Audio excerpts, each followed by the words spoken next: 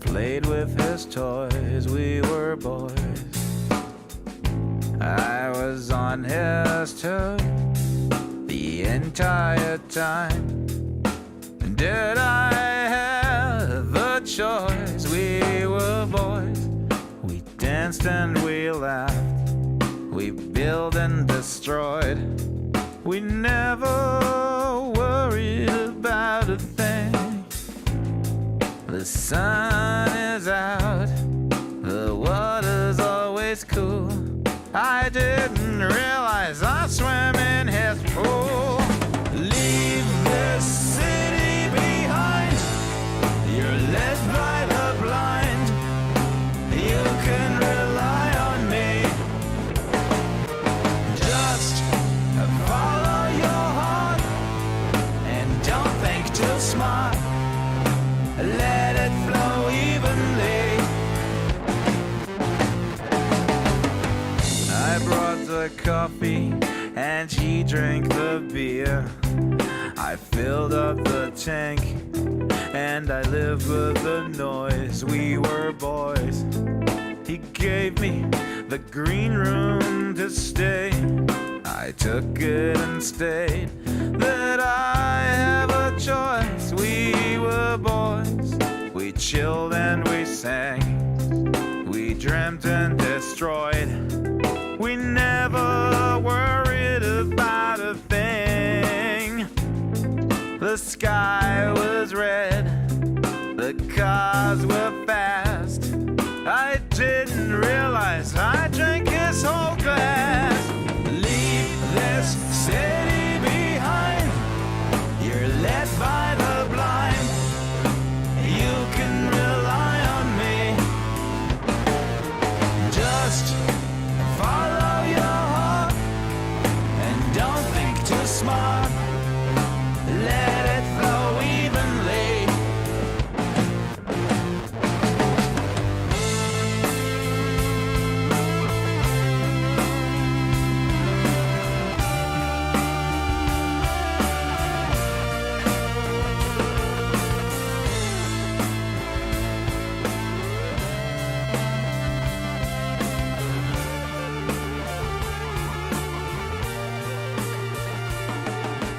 Leave this city behind.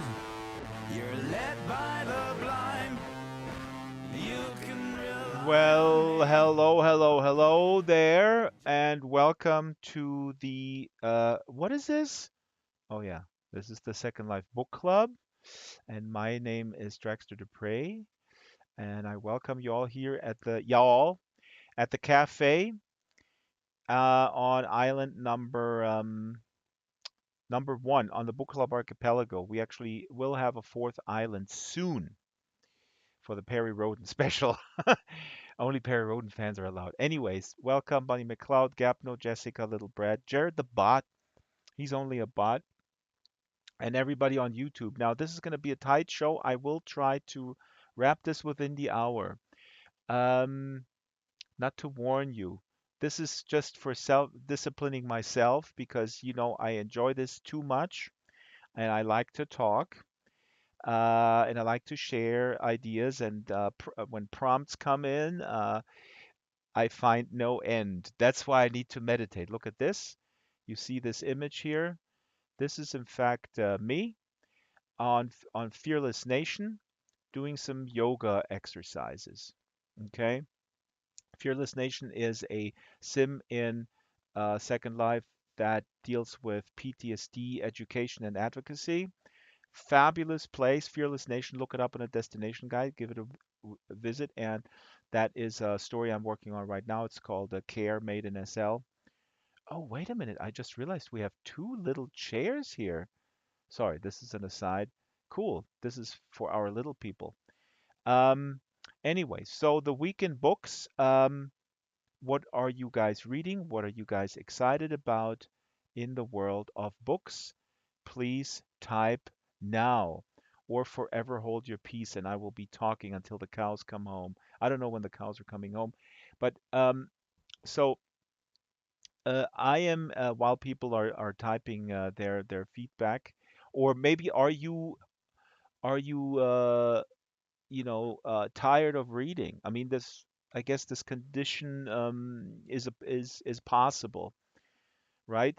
I mean, frankly, it's interesting because of this whole Perry Roden obsession that I have. Uh, oh my God, The Road. Yeah, that is fantastic. You know what? There's another Cormac McCarthy book that is amazing, and Cormac McCarthy is hard to read because it is tough subject matters, and he doesn't beat around the bush concerning the depravities of mankind or what humans are capable of. I'm going to move Gapno a little bit over here because Bunny's legs intersect with the chair. Oh God, I'm OCD. But Bunny, let me type in how do you enjoy the road, because Cormac McCarthy is one of the greatest. Absolutely no doubt about it.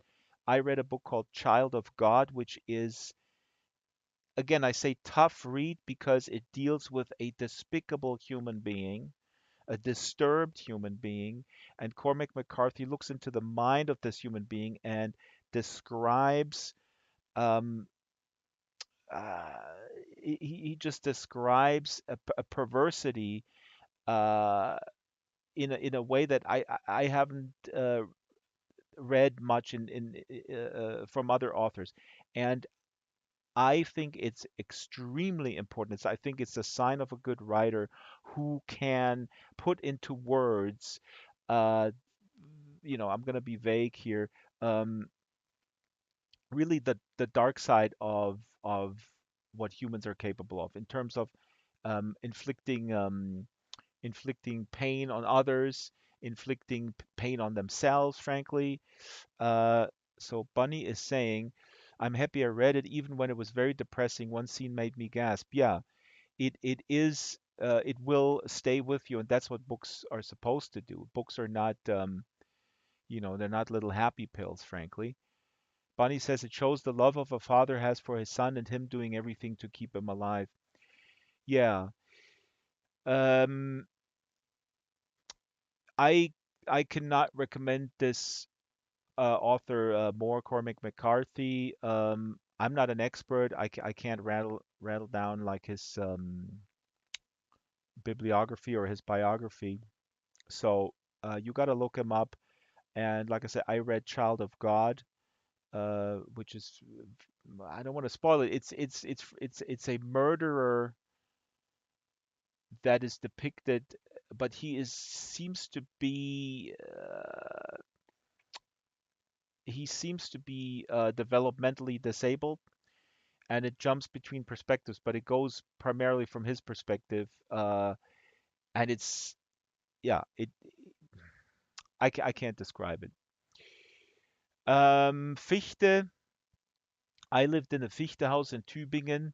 Gabno, if you want to add some context who Fichte was, please do. Just copy and paste it from Wikipedia. This is an educational program, and I don't prepare anything. And Jessica reads The Marriage Portrait by Maggie O'Farrell. Now, Jessica always reads women. That's sexist, of course, reverse sexism. She has she has disavowed Perry Roden as being perpetuating the patriarchal system, which is not true. Maybe in the 60s it did, but not today. Sorry, everything goes back to all roads lead to Perry Roden. Um, Jessica don't know, of course. I bought my husband Perry Roden. That is amazing. Jessica, did you buy him the current edition? Because again, I cannot stress this enough. The current edition, and I don't know what the Dutch is publishing right now, what issue. The current edition is at 3,188. Matter of fact, I got mine in the mail today. Please ask and report back to us. Folks, pay attention to the board over here. This is what came in the mail today. It's 3,186 of Perry Roden. It is absolutely mind-boggling. I mean, this is, and I had a pre-interview with the Perry Roden folks for the big Second Life Book Club, and one of the guys, one of the translators said Perry Roden is basically Star Trek in literary form, only about 10 times in terms of scope. I'm not kidding. In terms of intergalactic races and complexities, political complexities, there are currently 10 women riding in the pool of the Perry Roden riders, and they're absolutely excellent. And we will get one of the women, Susan Schwartz, on to talk about how they pull this off. It is just absolutely mind-boggling. But anyway, Jessica, you've done good. You've done good. But please ask your husband now. I need to know because again, you may, we the initial stuff from the 60s till the 80s, I would say is cool. It's definitely retro sci-fi, and from today's standpoint, it is definitely a little bit too black and white. You need to read it in the context of what happened in the world. He keeps hiding it under his clothes. I wonder why Jessica's husband is hiding Perry Roden under his clothes.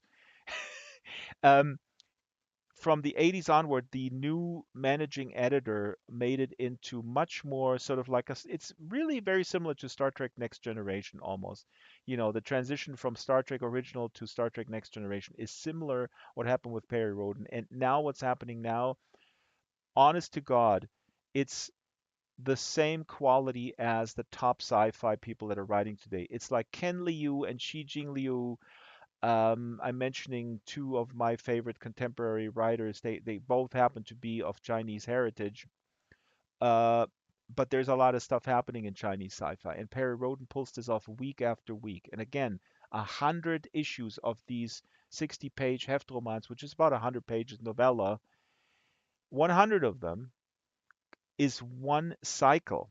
They're all interconnected. So it's one gigantic story arc peppered within with stuff. Okay. I didn't want to read too I didn't want to talk too much about Peru. I'm on the uphill bit of a first draft, so I may not read other people soon, says Jessica. I just need to know what issue this is, Jessica. Okay, let's move on. Where was I? What did I want to talk about today? Well, um, I prepared something. Oh, yeah. So today I want to actually talk about a book that came to mind because the official Second Life social accounts, they put out a post on Instagram and all the others where it says a virtual world. So I don't know what that is. That's some sort of a hip TikTok thing or whatever, or somebody put out just a word and some sort of trend for the kids.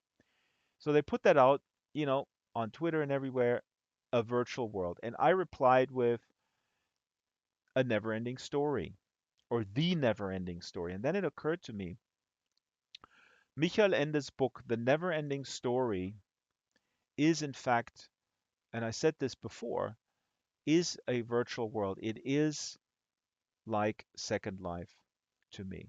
Now, the never ending story, let me know if if that rings a bell. I don't know how old you guys are. People who came of age in the 80s, they know the never ending story. Never ending story. They know the movie. I like to tease my American friends who only know the movie. They say the movie is garbage and then they hate me because it's part of their youth. Little Brett says, love that book. Yes, because again, the movie came out, I believe, in 1984. And the movie, The Never Ending Story, has, of course, very iconic images. The luck dragon with this gigantic tail where the heroes ride on it. And it was definitely, I think, from the director's point of view, um, a work of love. Their heart was in the right place, I believe. The author, Michael Ende, who is a uh, one of the most important young adult authors in Germany and maybe the world, I'd argue. I mean, he's been translated into many, many languages, but certainly in Germany, he's really a giant. Michael Ende hated the movie, and I completely understand why. If you read the book, the movie is, first of all, just maybe like 2% of what's happening in the book. So if you think, wow, the movie's great, they're going through these worlds, those fantastical worlds, just imagine this times 100 or whatever, times 50. Because in the book, the heroes go through tons of worlds, right? It's almost as if the movie, The Neverending Story, is the Second Life welcome area, nicely designed, and the book is the entirety of Second Life. So that's one thing. There's so many like weird worlds that they sort of peek into, and so many different characters. And of course, the movie they had to focus on, um, they could if this would be done today, of course, this would be a series on Netflix or whatever. I don't know what streaming services there are because I don't watch any of them, but it would certainly be a series, and they would be able to do this much more justice, and they could sort of reflect that. But yeah, so that's one thing, that the book is so much richer in terms of worlds. It just piles worlds on worlds on worlds, kind of like Perry Roden does. Little Brett, you were going to say something. Please continue. Gapno knows only the film in Lima. Oh my God, because Gapno is not even American. That's sad. I don't want to. I don't want to. Dunk on Americans here, but the movie was so huge also in America, that the American reference is the movie, and not unfortunately not the book. But anyways, it's a good example of the medium of film not being able to capture what the book does. Now let me show you a couple of pictures, and I'm gonna read from Never Ending Story. This is my edition of Never Ending Story. This is the original edition that came out in 1979. Um, I was 9 years old, and I got this when I was 10, I believe. But I just looked up, this printing is from 1979. Okay, this is really, really cool cover. It's the lettering is actually in different colors, because what is the story about? The story is about a boy who's not doesn't like school. Bastian, he doesn't like school. He just sort of skips school, and he goes into this used bookstore, this antique bookstore, and then he sees a book, and the book seller is like very unfriendly to him and goes like, "What do you want with that book? You don't. That's not for you." And then the phone rings. Bookseller turns around, and Bastian decides to steal the book. He decides to steal the book, and the name of the book is The Neverending Story. He goes to school. It's already too late to go to class. He hides in the attic of the school building, and he starts reading the book. And what is the book about? The book is about a world called Fantasia, Fantasian, but in the English translation is Fantastica, probably so Disney is not going to freak out. But anyways, Bastian reads this book and gets completely absorbed in the story. Jessica, give me that stuff later, please, because I'm streaming. Thank you. Bastian gets completely absorbed into the story of the universe called Fantastica or Fantasia, where people lose their imagination. People don't have imagination anymore. There is the dark nothing is coming. The dark nothing, actually, I don't know if he knows it from the beginning, but the dark nothing is eating up the land. It's eating up everything. It's just black nothing, right? And later, spoiler alert, it becomes clear. The Empress says the reason why the nothing is coming and eating our world is because people don't read. She doesn't explicitly say that. She says people don't use their imagination anymore. People don't use their imagination, and that's why our universe is being destroyed. Huh? Now see the parallels to Second Life? Hello. And then so Bastian reads while Bastian reading this book. Hi Moon. While Bastian is reading this book in the attic of his school, and gets absorbed more and more. He gets, and we know this from the movie, gets basically sucked into the book, um, to fight with the hero.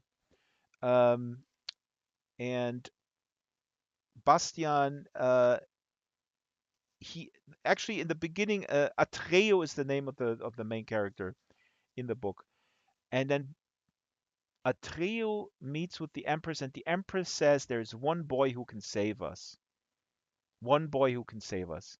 And as Bastian reads it, it becomes clear to him that he is the boy who can save Fantasia, Fantastica, whatever. Now, isn't that amazing? Now, now that we know this story, movie, book, whatever, isn't this is such an amazing thing where Michael Ende was basically writing a book about the dream that every child has, or every reading child has, which is, hey, I want to be the hero of this story. And in this case, the book within the book, Bastian literally becomes the hero of this story, right? So Moon here is familiar with Michael Ende. I just mentioned earlier, Michael Ende is a giant in German youth literature. Um, and yeah, so God, I should have had the book with me because at the back of the book, and I should have taken a picture, because the back of the book it says something really beautiful in German about imagination. I don't know if Moon has it handy and can get it from her real life shelf or whatever. But inside, I want to show you from the inside, real quick. The illustrations are awesome. So there's an illustration every chapter, kind of depicting the world that he's in, and you can kind of a little bit see it's like a turquoise lettering here. But yeah, so the first letter of the first word is written here in big over the image. Here's another inside. This is awesome illustration, in my humble opinion. 1979, a different era, a different style. Really cool. I should have taken many, many more pictures. Got to look up the back cover of it. But if anybody wants to share, Moon, if you want to share what this, if there was an impact this book had on you, or um, how you feel about this particular story. Again, what is really astounding. Oops, sorry, this is the wrong one. Put the cover in here again. What is really astounding is that Michael Ende pulls off not only this crazy world building with just so much stuff, like limitless, um, but he also the frame of the book of a boy in real life, so to speak, saving imagination with him caring about imagining things. That is just absolute genius. So, and oh yeah, last one before I'm reading. Um, wow, people are really quiet today. We're gonna run out of stuff to say. I'm always like, oh my God, I'm worried because I when I used to be the radio was like, how am I gonna fill the hour? Doesn't matter. Um, so excited about, and I did it like a noob. I sat on my own book stand. I gotta bring it out of the thing. Um, Here it is. This cover, I actually don't know what this cover is. This is a British edition I got online. Let me zoom in here. This is not a bad cover. You guys can see this hidden by the book stand. Here we go. Here's Michael Ende. There's also a great Michael Ende documentary. Moon wants to say something. Now you can say something or forever hold your peace. Yeah. For me, Michael Ende, it was not only for yeah, something that constant was in my childhood. I read Die unendliche Geschichte in German and in Spanish, and I read Momo and der anarcho-holische Wunschpunsch and everything. But also, it was a constant constant traveler. So Hmm. the good thing with Michael Ende is that's not only a child book; it's like a philosopher's book, and you can Yes. read it. Um, I read it like 4 or 5 times through my lifetime, so that every time um, I could uh, take some inspiration from it or take something new with me. Something So new. Yeah, that these are the best books that you read them differently or you understand them differently in the different phases of your life. That's a very good point. Uh, you can continue. I just want to chime in that I've learned through this book club thing, speaking to so many writers, that actually in the book world, in the publishing world, some people find the term YA, young adult, a very derogatory. Actually, I had no idea that there is like this all this infighting where people go, "Oh, you write YA? Oh, that's cheesy stuff. Only appealing to kids." That's kind of a bullshit. Close-minded view of things. But as you rightly said, Michael Ende is probably one of the masters of writing something that is accessible to children, but absolutely meaningful for adults of any age. Yeah. Continue.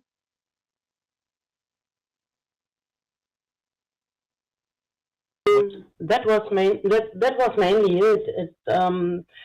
I found like when I was studying Der Spiegel im Spiegel and his short stories illustrated by his father, and that was like another world. It was like the a bit darker fantasia or the Fantasian. It was like going into another room of his imagination, and that was Mhm. really what um, yeah, that baffled me like very much because I only knew what only because Michael Ende has a lot of layers. It has these young adult layers or um, for Jugendbücher, young Yeah, young literature, adult. That's the same thing. yeah, They young use that adult term. literature layer, but it also has this philosophy layer and it has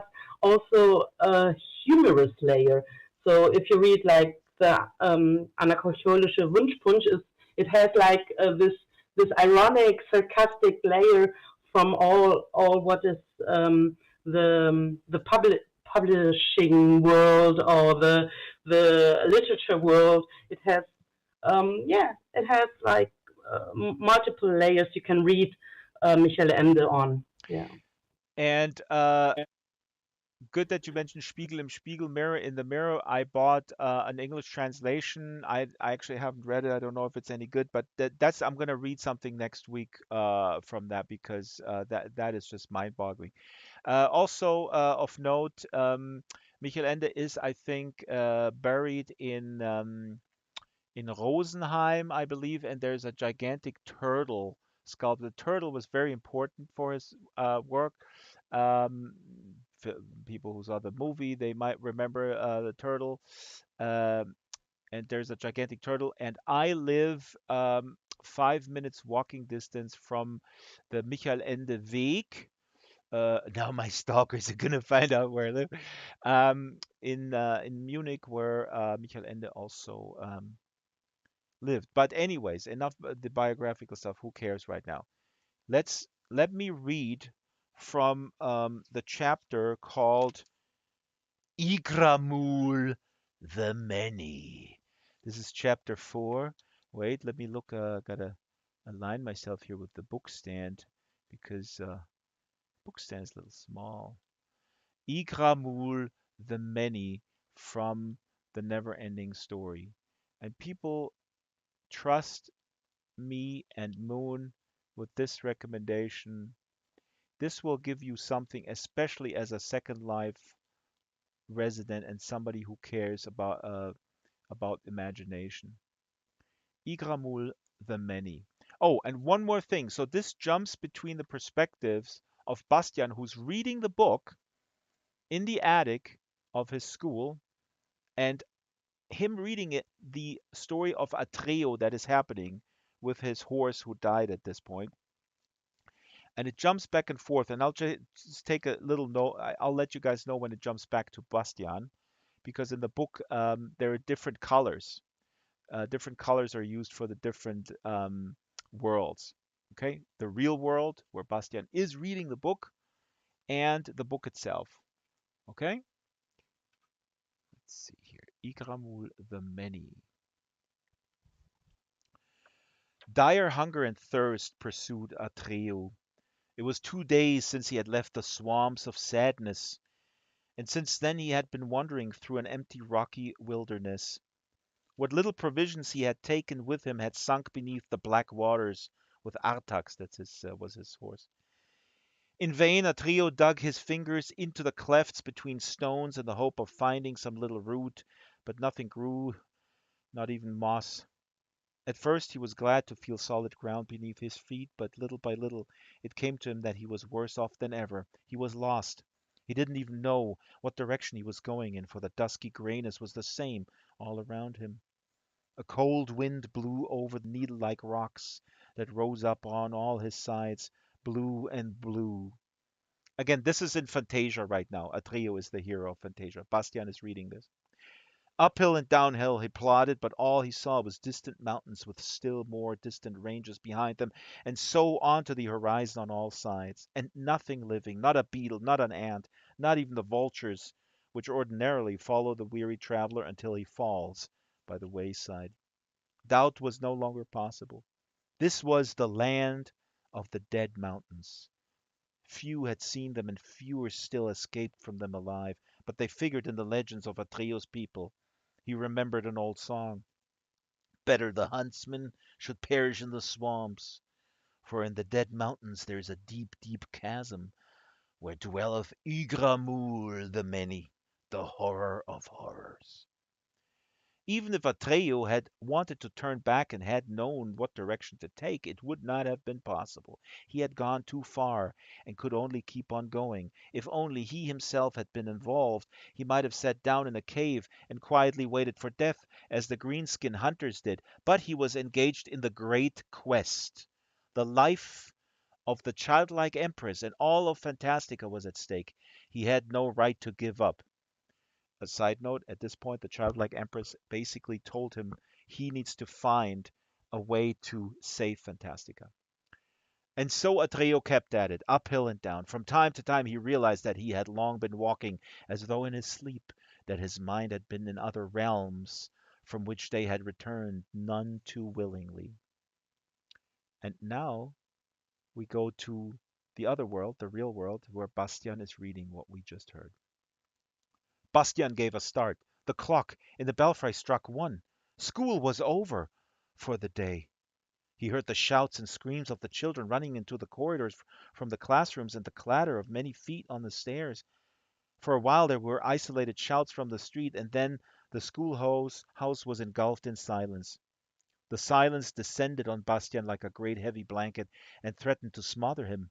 From then on he would be all alone in the big schoolhouse. All that day, all that night, there was no knowing how long. This adventure of his was getting serious. The other children were going home for lunch. Bastian was hungry too, and he was cold in spite of the army blankets he was wrapped in. Suddenly he lost heart. His whole plan seemed crazy, senseless. He wanted to go home that very minute. He could just be in time. His father wouldn't even have noticed anything. Bastian wouldn't even have to tell him he had played hooky. Of course, it would come out sooner or later, but there was time to worry about that. But the stolen book? Yes, he'd have to own up to that too. In the end, his father would resign himself as he did to all the disappointments Bastian had given him. Anyway, there was nothing to be afraid of. Most likely his father wouldn't say anything, but just go and see Mr. Coriander, the bookstore owner, and straighten things out. Bastian was about to put the copper-collared book into his satchel, but then he stopped. No, he said aloud in the stillness of the attic. A trio wouldn't give up just because things were getting a little rough. What I've started, I must finish. I've gone too far to turn back. Regardless of what may happen, I have to go forward. He felt very lonely, yet there was a kind of pride in his loneliness. He was proud of standing firm in the face of temptation. He was a little like a trio after all. And now we jump back into the story. A time came when Atrio really could not go forward. Before him lay the deep chasm. The grandiose horror of the sight cannot be described in words. A yawning cleft, perhaps half a mile wide, twined its way through the land of the dead mountains. How deep it might be there was no way of knowing. Atrio lay on a spur at the edge of the chasm and stared down into darkness which seemed to extend to the innermost heart of the earth. He picked up a stone the size of a tennis ball and hurled it as far as he could. The stone fell and fell until it was swallowed up in the darkness. Though Atrio listened a long while, he heard no sound of impact. There was only one thing Atrio could do, and he did it.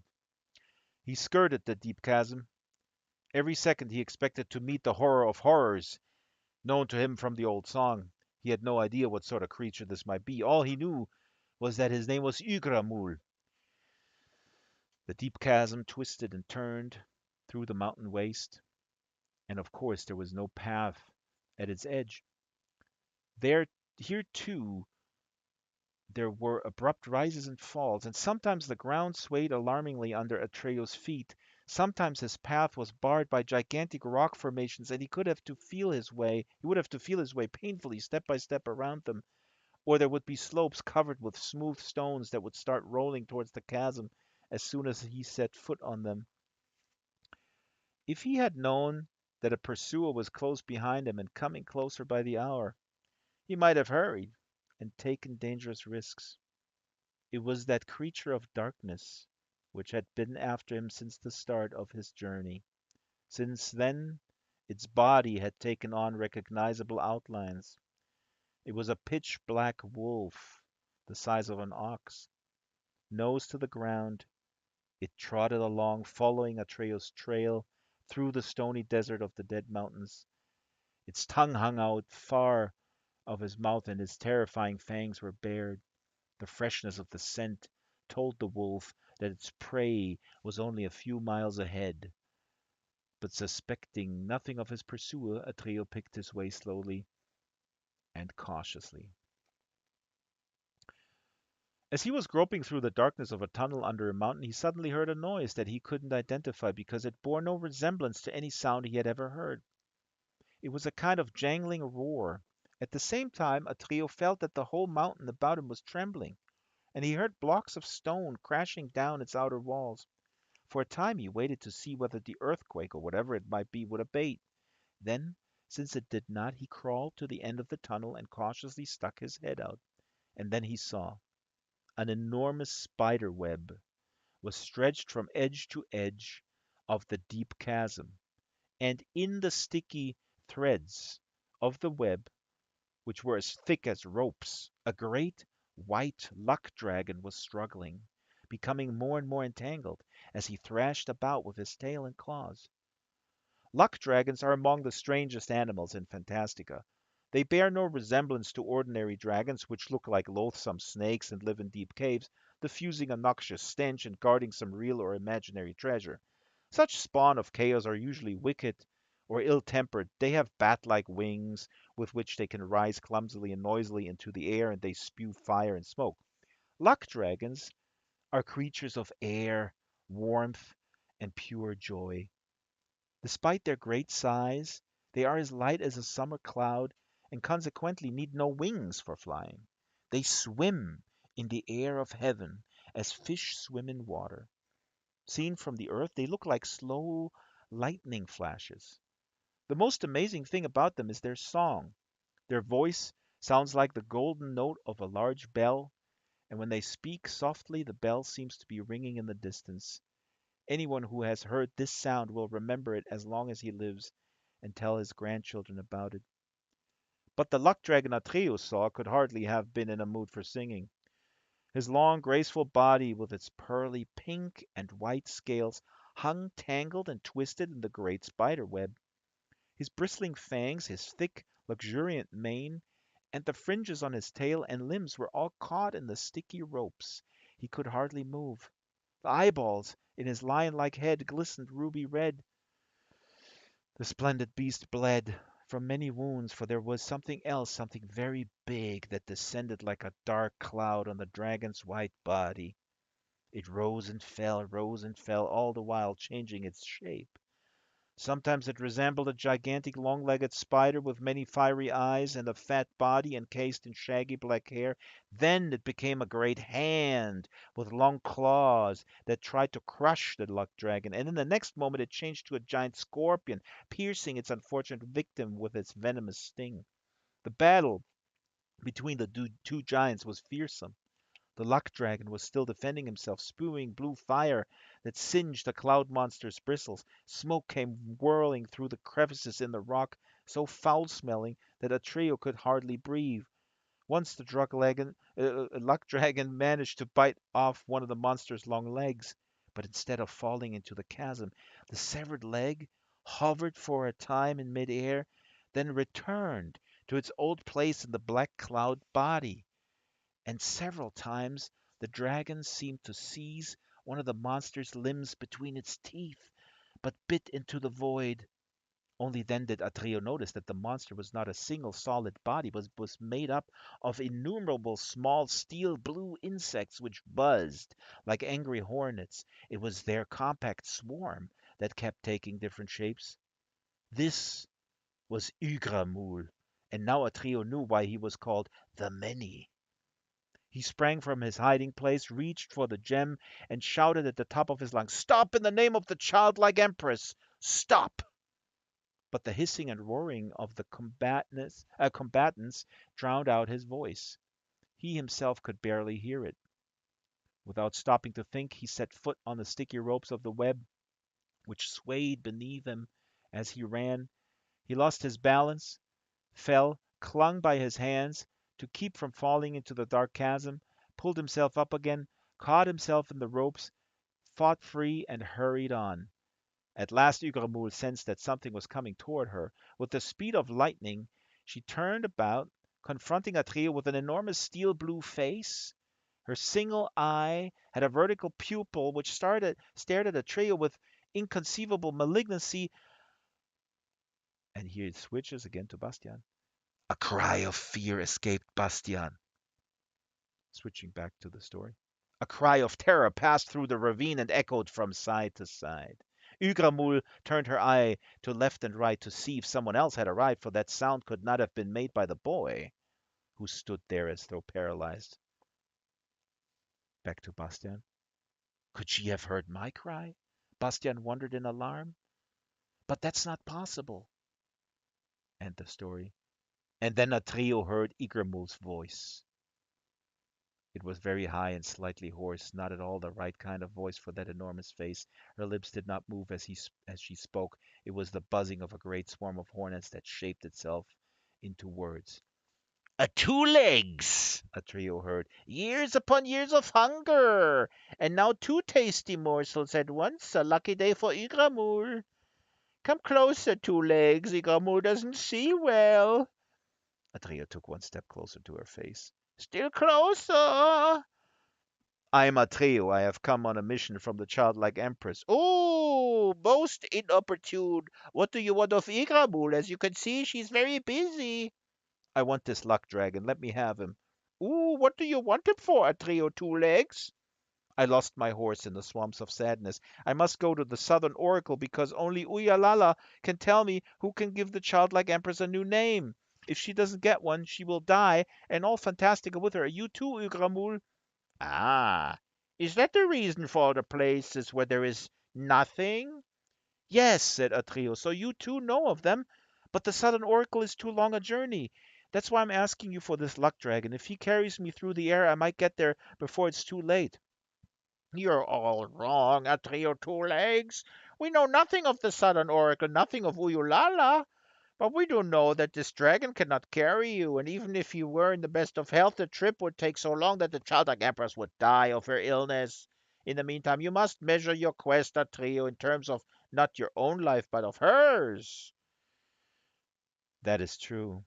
Besides, the luck dragon has Igramul's poison in his body. He has less than an hour to live. Ah, then there is no hope. Not for him, not for me, and not for you either, Igramul. Oh well, Igramul would at least have one last good meal. But who says it Igramul's last meal? She knows a way of getting you to the Southern Oracle in a twinkling, but the question is, will you like it? What? What is that way? That is Igramul's secret. The creatures of darkness have their secrets too, or two legs. Igramul has never revealed hers, and you too must swear you'll never tell a soul, for it would be greatly to Igramul's disadvantage if it were known, yes. I swear, I swear. Tell me. You must let Igramul bite you.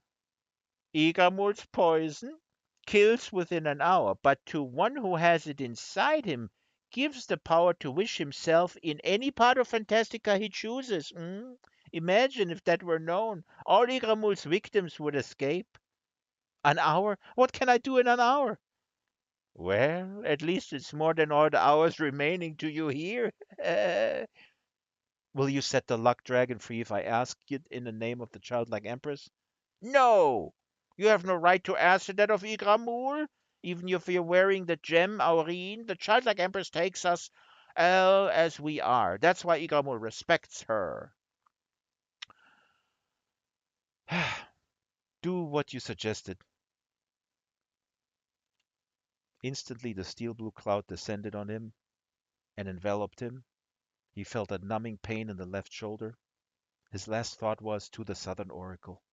And then the world went black. Oh my God, isn't that amazing? Isn't that amazing? That's it. Jesus Christ, that throws me right back. And I took this reading fairly random actually.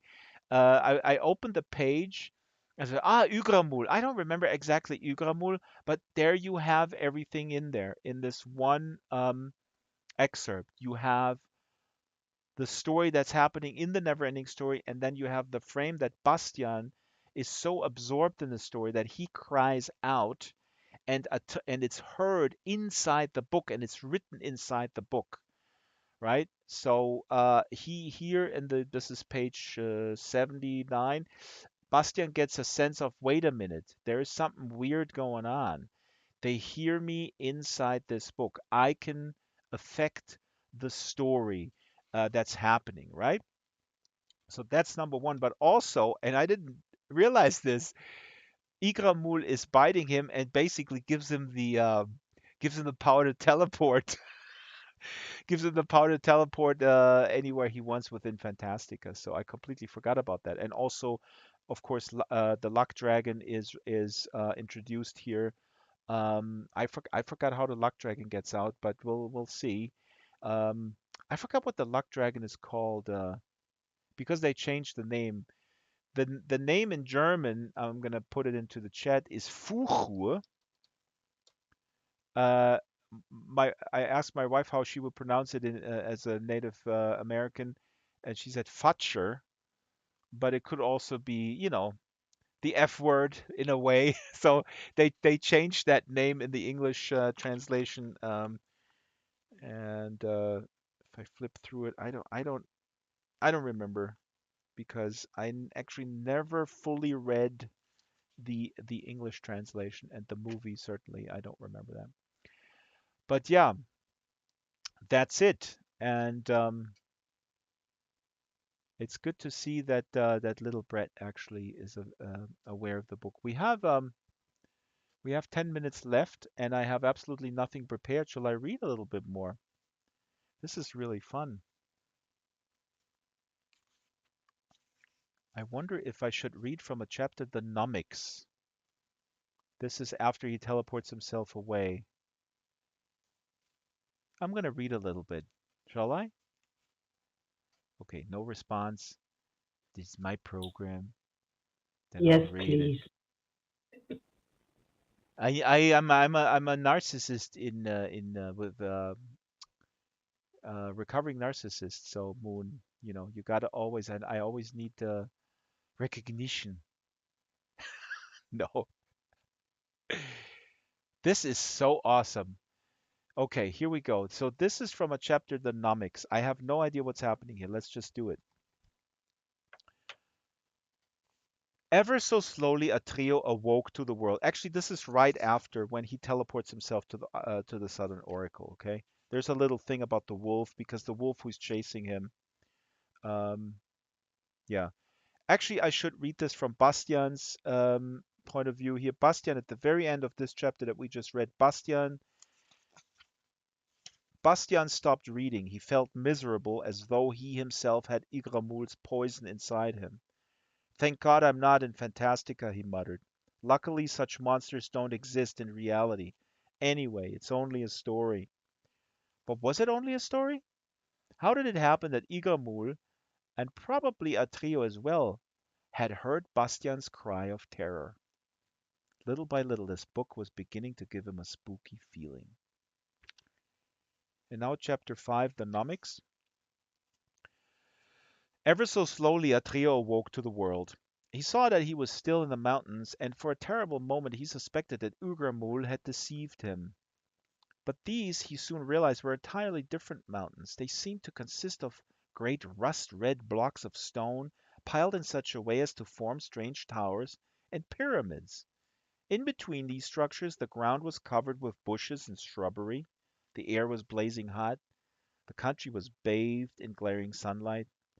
Shading his eyes with his hand, Atrio looked around him and discovered about a mile away an irregularly shaped arch, perhaps 100 feet high. It too appeared to consist of piled stone blocks. Could that be the entrance to the southern oracle? As far as he could see, there was nothing behind the arch, only an endless empty plain. No building, no temple, no grove, nothing suggesting an oracle. Suddenly, while he was wondering what to do, he heard a deep bronze-like voice. Atreo! And then again, Atreo! Turning around, he saw the white luck dragon emerging from one of the rust-red towers. Blood was pouring from his wounds, and he was so weak he could barely drag himself along. Here I am, Atreo, he said, merrily winking one of his ruby-red eyes. And you needn't be so surprised. I was pretty well paralyzed when I was caught in that spider web, but I heard everything Igramul said to you. So I thought to myself, she has bitten me too, after all. So why shouldn't I take advantage of the secret as well? That's how I got away from her. Atrio was overjoyed. I hated leaving you to Igramul, he said. But what could I do? Nothing, said the luck dragon. You saved my life all the same, even if I had something to do with it. And again he winked, this time with the other eye. Saved your life, Atrio repeated. For an hour. That's all we have left. I can feel Igramul's poison burning my heart away. Every poison has its antidote, said the white dragon. Everything will turn out all right. You'll see. I can't imagine how, said Atrio. Neither can I. But that's the wonderful part of it. From now on, you'll succeed in everything you attempt. You know why? Because I'm a luck dragon. Even when I was caught in the web, I didn't give up hope. And as you see, I was right. Atreyu smiled. Tell me, why did you wish yourself here and not in some other place where you might have been cured? My life belongs to you, said the dragon.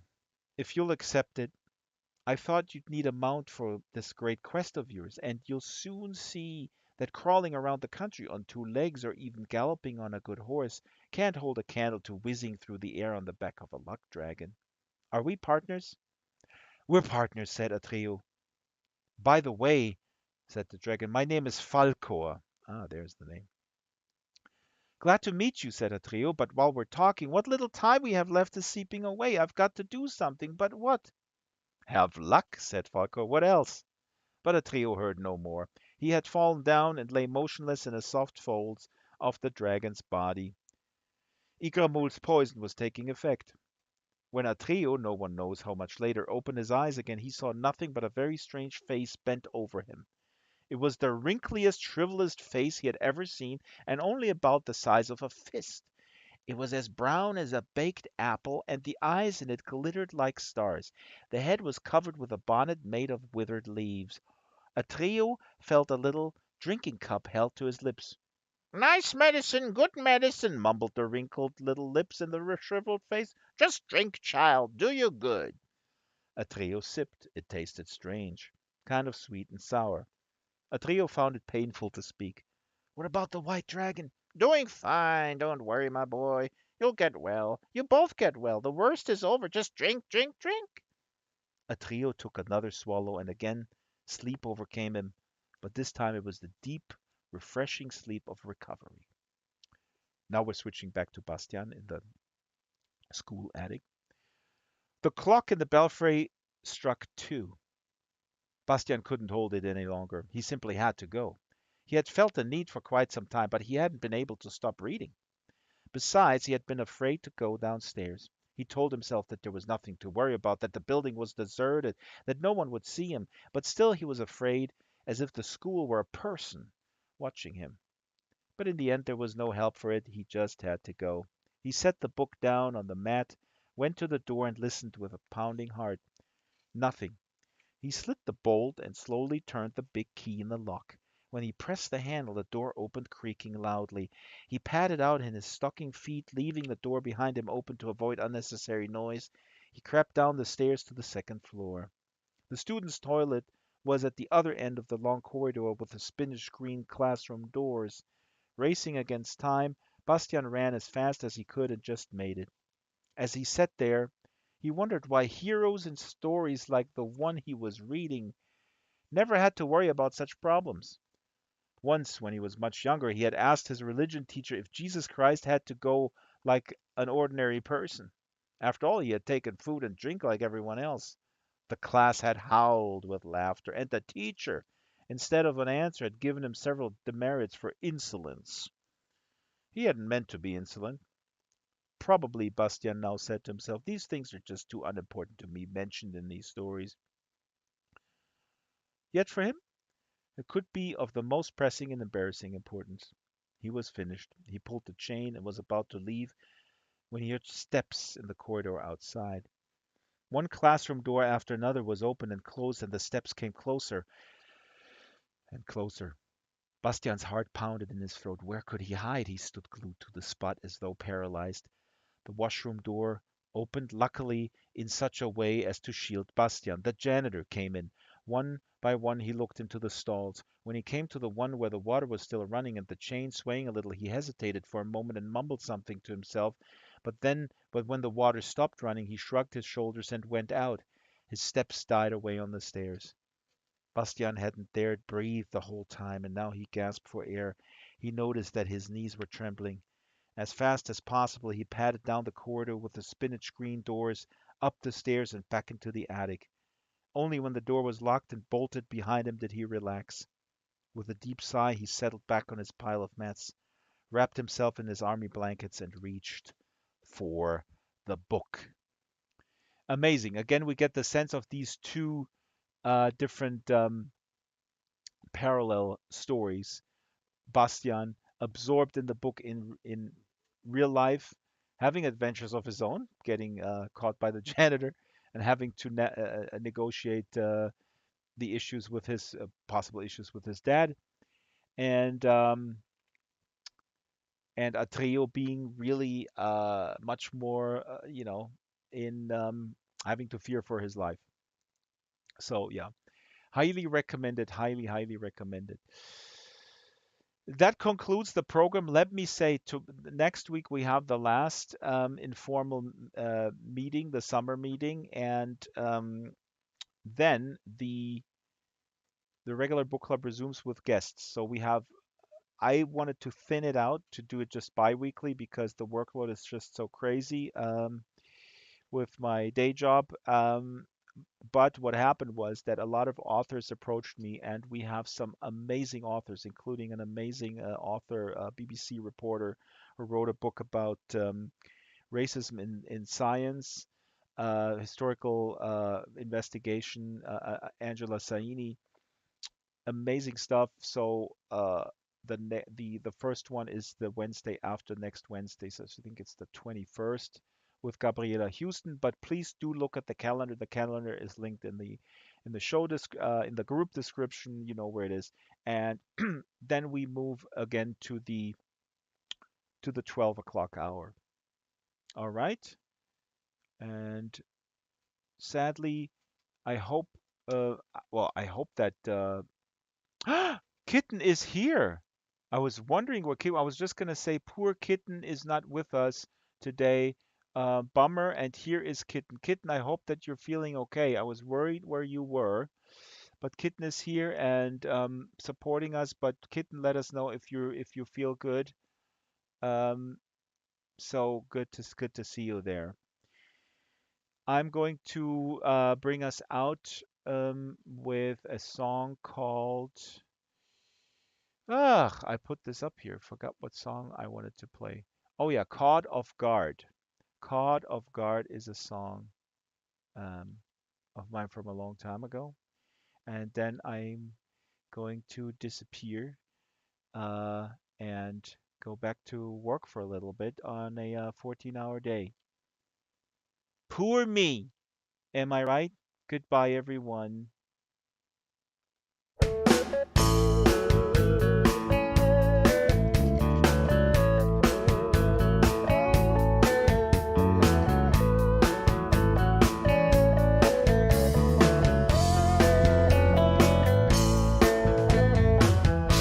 I ate the chocolate, I admit. I stretched your shirts so they would fit. I used the stuff that stuffs your bath. I drank the wine and had a laugh. I did it deliberately. Oh, I acted consciously, and I saw it coming almost every day.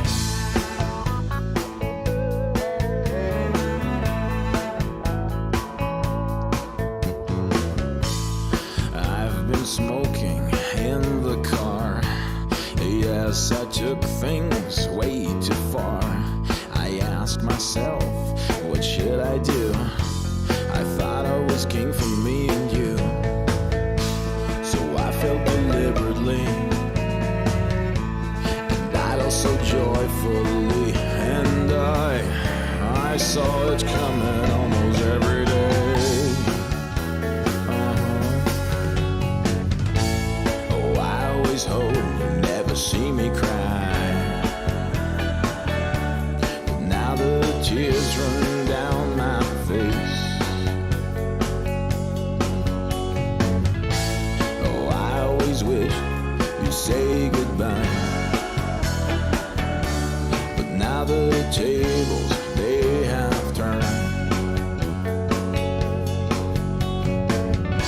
Oh, I always hope you never see me cry. Oh, I always hope you never see me cry.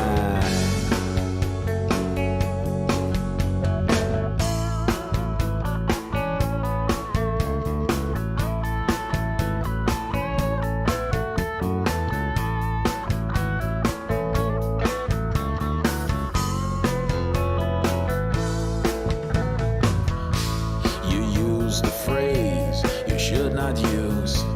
You did not wait for my excuse. You left without another word, pretending nothing had occurred.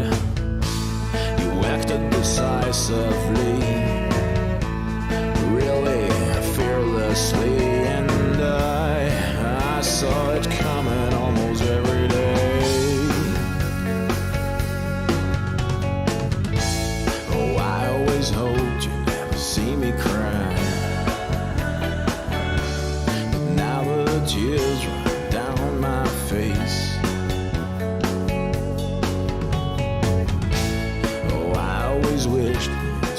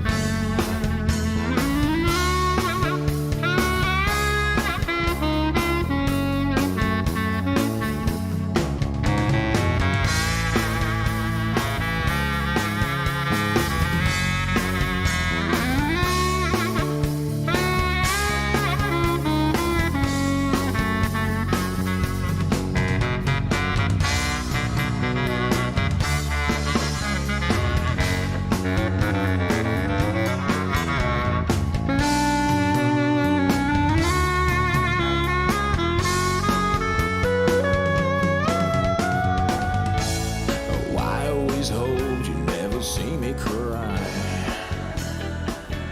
But now the tears run down my face. Oh, I always wished you'd say goodbye.